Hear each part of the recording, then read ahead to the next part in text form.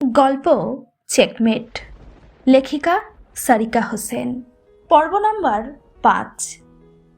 মুষলধারে যেই ভারী বর্ষণ হচ্ছিল তা ধীরে ধীরে কমে এলো, কিন্তু বিদ্যুৎ চমকানো থামল না।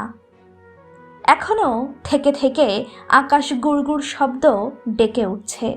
দূর হতে দলবাঁধা কুকুরের ঘেউ ঘেউ কর্কশ স্বর ভেসে আসছে বড্ড ক্ষীণভাবে।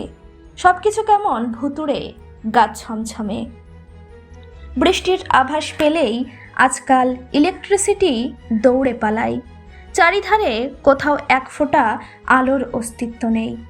এক হাত কাছের জিনিসও ভালো মতো দেখা যাচ্ছে না। বিদ্যুতের চমকে সিদ্দিকের এলোমেলো দৌড়ে পালানো দেখে উন্মাদের ন্যায় হেসে উঠল সরফরাজ। পারেনি সে তার বেঈমান বিশ্বাসঘাতক বন্ধুকে মারতে। বিবেক যেন কোথাও একটা বাধা দিয়ে ধিক্কার দিয়ে বলে উঠল, একদিনের জন্য হলেও ও তোর সুখের সঙ্গী ছিল, কিভাবে মারবি ওকে? বৃষ্টির জলের সঙ্গে সিদ্দিকের পদযুগলের সংঘর্ষে এতক্ষণ ধরে যেই ছপছপ আওয়াজ কানে যাচ্ছিল তা এখন আর শোনা যাচ্ছে না। হয়তো প্রাণের ভয়ে সিদ্দিক সুবহানের হাভেলির ত্রিসীমানার থেকে বহু দূরে পালিয়ে গেছে। সিদ্দিকের যাবার পথের পানে তাকিয়ে তাচ্ছিল হেসে ধপ করে উঠোনে বসে গেল সরফরাজ। শরীর জুড়ে রক্তের গন্ধ। যেই ভয়াবহ অপরাধ দেহে এক বিন্দু প্রাণ থাকতে করেনি, তাই যেন করতে হলো। মাসুদকে দিয়েই যেন নির্দয়ভাবে মানুষের প্রাণ কেড়ে নেবার হাতে খড়ি হলো। এখন কেমন যেন হাত দুখানা নিষ্ফিস করছে, আরো আরো রক্ত ছুঁতে চাইছে এই দুটো হাত। মানুষের প্রাণ কেড়ে নেবার নেশা বুঝি এতটাই প্রকট? এই নেশা কি করে দমাবো আমি? হাতের দাটাকে শক্ত করে ধরে তাতে ভর দিয়ে উঠে দাঁড়ালো সরফরাজ। বিদ্যুতের ঝলকে কবিরের অনাদারে পড়ে থাকা দেহ হীনমুন্ডু চুলের মুঠি ধরে হাতে তুলে নিল। এরপর ধীরে ধীরে ক্লান্ত শরীরে হাঁটতে লাগলো হাভেলির অভিমুখে। হাভেলির মোজায়েক করা মেঝেতে ঘষে ঘষে রামদা টেনে নিয়ে যাচ্ছে সরফরাজ। পাথর আর লোহার সংঘর্ষে ভয়ানক স্প্রুলিংয়ের উৎপন্ন হচ্ছে, আর কেমন গা শিউরে ওঠা শব্দ। এলোমেলো বাতাসের দাপটে হাভেলির কাঠের দরজা জানালা চৌকাঠে বাড়ি খেয়ে ক্যাচ ক্যাচ শব্দ তুলছে। সোভানগঙের কক্ষের দরজার ফাঁক গলিয়ে অল্প হলদেটে মোমের শিখা দেখা যাচ্ছে, যেই শিখা অনুসরণ করে হেঁটে চলল সরফরাজ। কয়েক সেকেন্ডের ব্যবধানে সোভানের দরজার সামনে এসে থামল সরফরাজ। এরপর দায়ের মাথা দিয়ে অল্প ধাক্কা দিয়ে খুলল দরজা। কক্ষের এক কোণে নিজে নিজেই দাবার গুটি সাজিয়ে খেলায় মজেছেন সোভান, কিন্তু চোখে মুখে কোনো আনন্দের আভাস নেই। কিন্তু কেন? দরজায় অল্প শব্দ হতেই দাবার বোর্ড ছেড়ে দরজায় দৃষ্টি পাতল সোভান। দরজায় সরফরাজ দাঁড়িয়ে, সদ্য রক্ত স্নানে শরীর ভিজিয়েছে সে। সোভান তপ্ত শ্বাস ফেলে উঠে দাঁড়ালো। এরপর চেয়ার ছেড়ে বেরিয়ে এলো। কাবিরের মুন্ড থেকে চুইয়ে চুইয়ে রক্ত ঝরে সোভানের ঘর ভাসিয়ে দিচ্ছে। সোভান যেন পূর্ব থেকেই কাবিরের পরিণতি জানতেন, তাই তেমন কোনো প্রতিক্রিয়া দেখালেন না। সরফরাজ দা আর মুন্ডু নিয়ে সোভানের সাজিয়ে রাখা দাবার টেবিলে রাখলো। এরপর চেয়ারে গা এলিয়ে বসে ক্লান্ত স্বরে বলল, খুব ক্লান্ত লাগছে দাদাজান। 9 জন মানুষকে ধরে কাটা চারটিখানি ব্যাপার নয়। সোভান গ্লাসে করে এক গ্লাস জল সরফরাজের সামনে রেখে গম্ভীর গলায় বলল, রক্তের পিপাসা কেমন সরফরাজ? ঢকঢক করে পুরো জল এক নিঃশ্বাসে খেয়ে টেবিলে ভর দিয়ে ফ্যাঁসে কণ্ঠে সরফরাজ বলল, পিপাসা এখনো মেটেনি দাদাজান, আরও রক্ত মাখতে ইচ্ছে করছে। সরফরাজের কেটে যাওয়া হাত থেকে এখনো রক্তের ধারা ঝরছে। গভীর ক্ষত সেই হাতে, কপালের কাছেও বেশ খানিকটা কেটে গিয়েছে। পা দুটো রক্তাক্ত জখমে ভর্তি। মোমের ক্ষীণ আলোয় সরফরাজকে একবার খুঁটিয়ে দেখে সরফরাজের সামনে চেয়ারে বসলেন সোভান। এরপর একটা কয়েন এগিয়ে বললেন, হেড অর টেইল? সরফরাজ বাঁকা হেসে বলল, টেইল। টচে হেড উঠল। সোভানের বাঁকা গোঁফ হাসির রেখায় আর একটু বাঁকা হলো। সাদা গুটি নিজের ঘরে সাজাতে সাজাতে ঠান্ডা ভয়ানক গলায় বলে উঠলেন, দাবাই সাদা গুটির জয় নিশ্চিত, তা জানিস তো নাকি? কালো গুটি নিয়ে মন্ত্রী ঘোড়া আর নৌকা সাজাতে সাজাতে সরফরাজ বলল, হয় আপনি মরবেন, নয়তো আমি। প্রাণ কিন্তু একটাই যাবে দাদাজান। সুবহান প্রশস্ত হাসলেন। বন্ধ ঘরের প্রতিটি দেওয়াল বাড়ি খেল সেই হাসি, কিন্তু নির্বিকার সরফরাজ। এরপর হাসি থামিয়ে সুবহান প্রথম চাল চাললেন। ধীরে ধীরে সামনে এগুতে থাকলো দুইজনের গুটি। দুজনের চোখেই দুজনকে শেষ করার আকাঙ্ক্ষা। এক পর্যায়ে সরফরাজের সৈন্য খেয়ে ফেললেন সুবহান। এতে যেন সুবহানের দম্ভ আরেকটু বাড়ল। হুঁশিয়ারি দিয়ে সরফরাজের উদ্দেশ্যে বললেন, কেন বেঘরে প্রাণ হারাতে চাইছিস?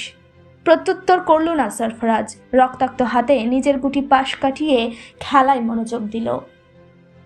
এক পর্যায়ে নিজের ঘোড়া দিয়ে সুবহানের একটা গুটি খেয়ে আরেকটা গুটির দিকে অগ্রসর হলো সরফরাজ।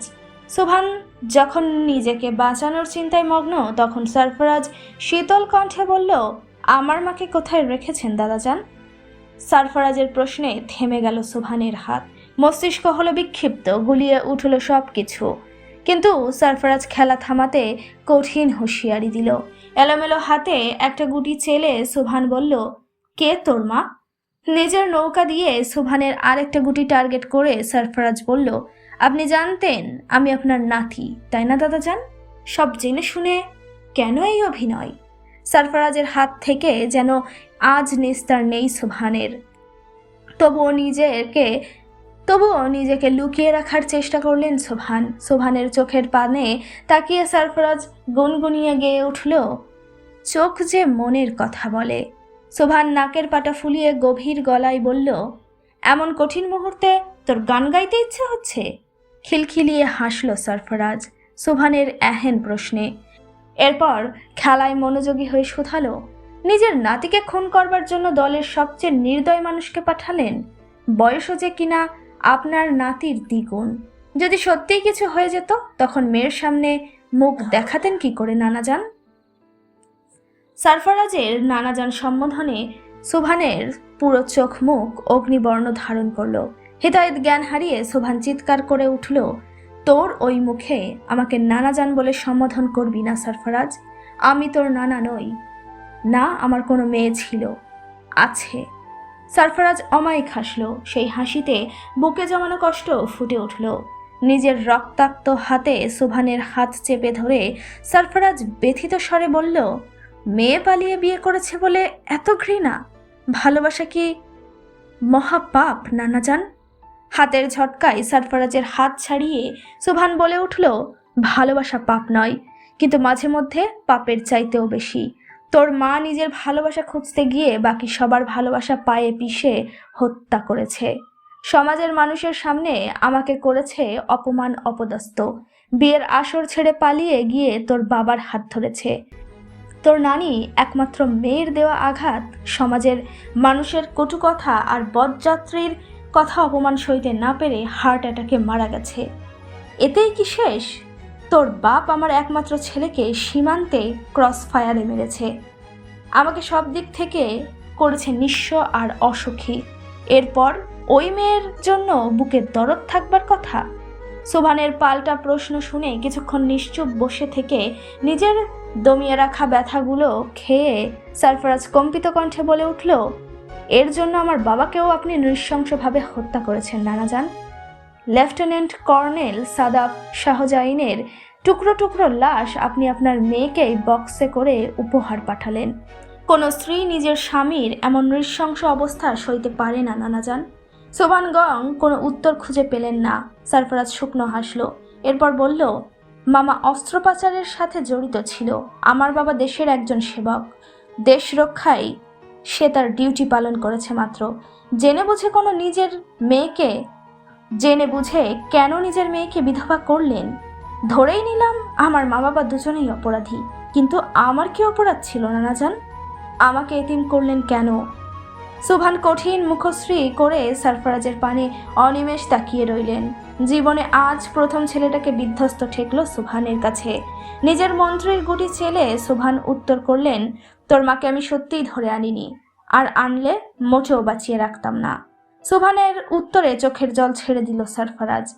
এরপর ভাঙা অস্ফুট স্বরে বলল, আপনার মেয়ে হারিয়ে গেছে নানাজান। 9টি বছর ধরে তাকে খুঁজে চলেছি আমি, কিন্তু বিশ্বাস করুন কোথাও পাইনি। যেই বয়সে বাবা মার বুকে ঘুমানোর কথা আমার, সেই বয়সে তাদের হারিয়ে এতিম আমি। আমার মাকে খুঁজে দেবেন নানাজান, একটু জড়িয়ে ধরে বুকের কষ্টগুলো উজাড় করব। সারফারাজের আবদারে সোভানের কঠিন হৃদয় কেমন গলতে চাইল, কিন্তু প্রশ্রয় দিল না সোভান। মেয়ে, মেয়ে জামাই, নাতি, এসবের প্রতি বিন্দুমাত্র ভালোবাসা নেই ওর। এদের কারণেই আজ সে নিঃস্ব। তার জীবনটা এমন হবার কথা ছিল না, কিন্তু হয়েছে। নিজের গুটি দিয়ে সারফারাজের রাজা ঘিরে ধরে সোভান বললেন, চেক।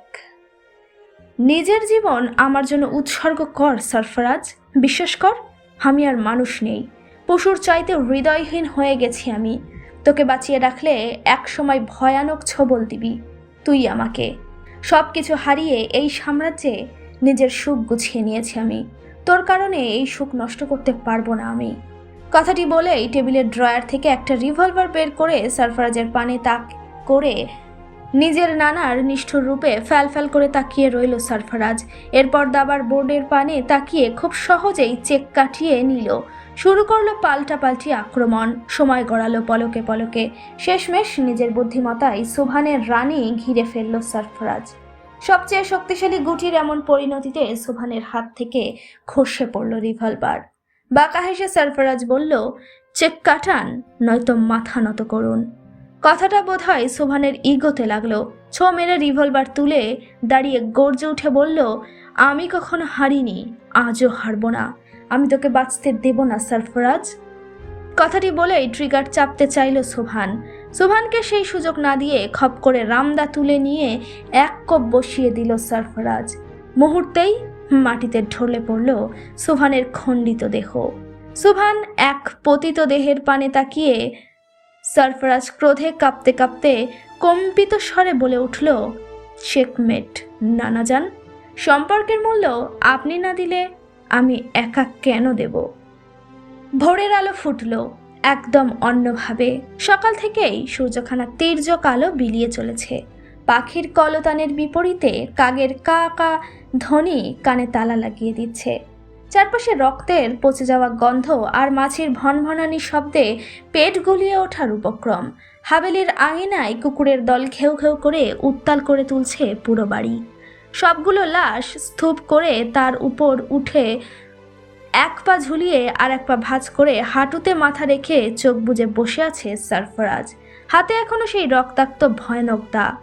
সারফারাজের তন্দ্রাভাব ছুটল পুলিশের গাড়ির সাইরেনে, তবু উঠে দাঁড়ালো না। মিনিট দুয়ের ব্যবধানে খাকি পোশাকে ভরে গেল চারপাশ। ইন্সপেক্টর নিয়াজ মোর্শেদ আদেশ করলেন, অ্যারেস্ট হিম। সারফারাজ তখনও নির্বিকার। একজন হাবিলদার ভয়ে ভয়ে এগিয়ে হাত কড়া পড়ালো সারফারাজের হাতে। এরপর টেনে হিঁচড়ে নামালো লাশের স্তূপের উপর থেকে। নিয়াজ মোর্শেদ আদেশ দিল, চারপাশে তল্লাশি চালাও। এমন সময় ভেসে এলো বাচ্চার কান্না। এবার সারফারাজ মুখ খুলল, বলে উঠল, সমস্ত মনস্টার বধ করেছি আমি, আর ভয় নেই রূপকথা, এবার তুমি নিরাপদ। কথাটি বলেই পকেট থেকে চাবি এগিয়ে দিল। সেই চাবি নিয়ে দৌড়ে গিয়ে কনস্টেবল খুলে দিল রূপকথার কক্ষের দরজা। ছাড়া পেয়ে দৌড়ে এসে সারফারাজের কোমর জড়িয়ে ভয়ার্ত স্বরে রূপকথা বলল, তোমার শরীরে কিসের রক্ত? উত্তর করবার আগেই নিয়াজ মোর্শেদ আদেশ দিলেন, এই নিয়ে চলো একে। কোনো মানুষ নয় এই ছেলে, আস্ত এক রাক্ষস। টানতে টানতে সারফারাজকে নিয়ে গেল কনস্টেবল, কিন্তু রূপকথা চেপে ধরে রইল সারফারাজের হাত আর কেঁদে কেঁদে পুলিশের উদ্দেশ্যে বলে উঠল, ওকে কোথায় নিয়ে যাচ্ছ? ওকে বেঁধেছ কেন? আমি ওকে কোথাও নিয়ে যেতে দেব না। নিয়াজ মোর্শেদ রাগী স্বরে বলল, এই খুনি কি হয় তোর? রূপকথাকে তুই সম্বোধন পছন্দ হলো না সারফারাজের। ধমকে জবাব দিল, একটা বাচ্চার সাথে কিভাবে কথা বলতে হয় তা এখনো শেখেননি অফিসার? সারফারাজের তিরস্কারে নিয়াজ মোর্শেদের পায়ের রক্ত মাথায় উঠল। সারফারাজের শার্টের কলার চেপে ধরে নাক মুখ বরাবর 3-4টে শক্ত ঘুষি বসিয়ে বলে উঠল, রিমান্ডে নিয়ে একজন পুলিশ অফিসারের সাথে কি করে কথা বলতে হয় তোকে শেখাবো আমি। কথাটি বলেই চোখ গরম করে বলে উঠলেন, কুকুরের মতো ধরে বেঁধে নিয়ে চলো একে।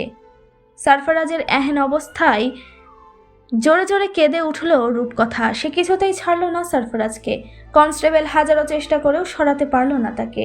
সে সরফরাজের কোমর চেপে সরফরাজের সাথে সেটে রইল। শেষমেশ উপায় না পেয়ে রূপকথাকে সহ থানায় নিয়ে চললেন নিয়াজ মোর্শেদ।